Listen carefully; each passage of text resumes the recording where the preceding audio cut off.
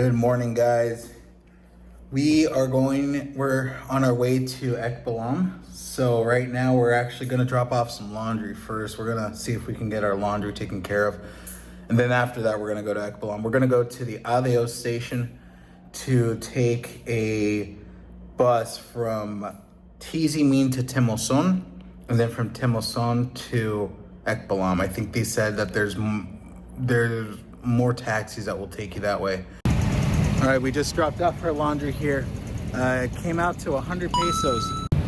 Okay, so now that we dropped off our laundry, we're on our way to the Adeo station, the bus station here, to go to Timoson. So we're gonna go buy our tickets and we'll see you guys at Timoson.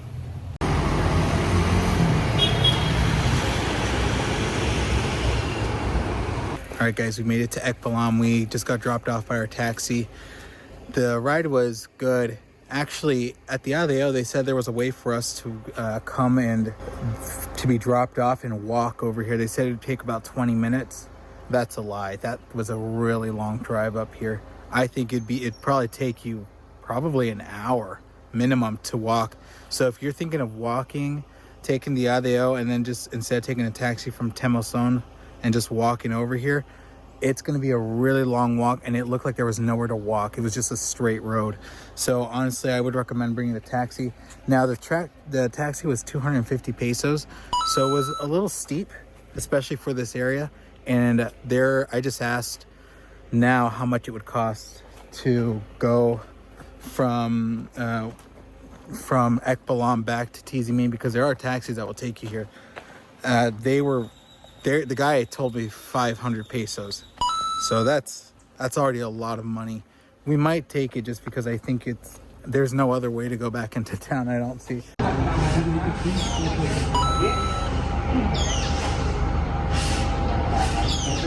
The ruins here are very big. There's a lot. It's actually very expansive. It doesn't seem like as much as Chichén Itzá. It actually, from first glance, looks like it's less. But in reality, there's so much to digest here. We actually decided to get a tour guide, and he explained to us in great detail the history of Ek Balam, how it was discovered, what certain symbols and buildings mean. And it was really great for us to get that information to really appreciate what happened here several hundred years ago. If you're planning on coming here, I 100% recommend bringing some water. We actually brought 2 bottles of 1 liter water bottles, and they are gone, to say the least. That walk up the massive temple is going to take a lot out of you. And by the end of it, by the time you come down, you might not even want to see the rest of the site. So really keep that in mind. It can get very hot. Luckily for us here, it wasn't too sunny. It was sunny once we went up, but now there's a lot of shade.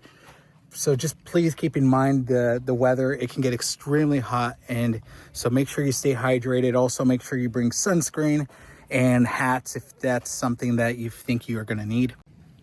I would actually 100%, I would really recommend you guys checking out Ek Balam if you're in the area. This is a spot that you cannot miss.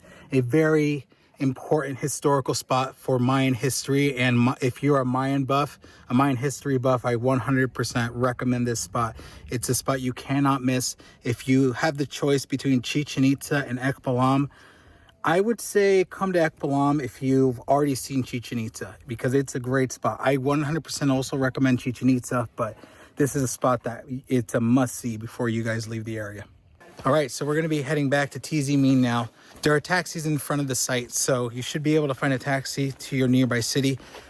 They're not cheap, like I said before, but we'll see which one we take to take us back home. All right, guys, we made it back to Chichén. Took a taxi. I was able to haggle him down to 480. Now we're back, so we're going to go see if we can find some lunch here in Centro. See if we can find something good to eat. All right, guys, so we're here at the restaurant Los Tres Reyes to get some lunch. I've seen this restaurant a lot while I lived here, and I'm really curious to see what the food is. It looks like they serve traditional Yucatecan cuisine, so I'm really excited to eat here. They just brought out our chips, and salsa, and they actually brought out a few other things here that I'm excited to try out.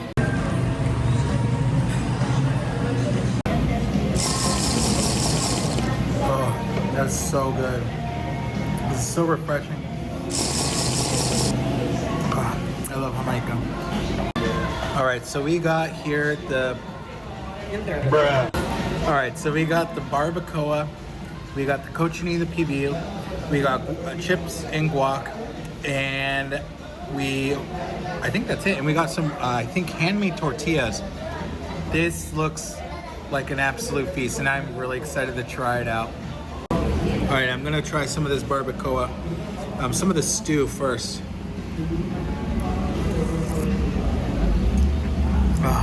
That's really good. Oh, sorry. How's the cochinita? That is everything I wanted yesterday. Yeah, when we were trying, we couldn't find a single good cochinita spot. This is everything I wanted yesterday. It's delicious. Curious about the meat because I like the broth a lot. That's good, but I think I like the cochinita a little more.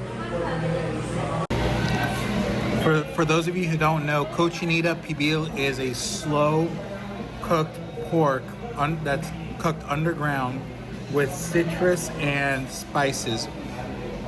And barbacoa is slow cooked goat. Same thing, underground with herbs and spices, same thing.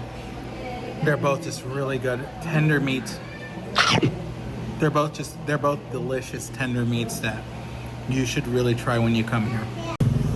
Whew, all right, we are done eating lunch. Again, we just had lunch at, I think it's called Tres Reyes, or Los Tres Reyes.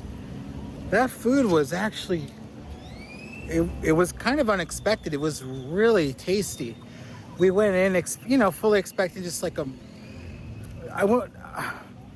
I was fully expecting a mediocre meal, I'll be honest. Like, I really was. I was expecting not to be blown away, but the food was really good. It was really yummy. The food was of a really high quality, especially when it comes to Yucatecan cuisine.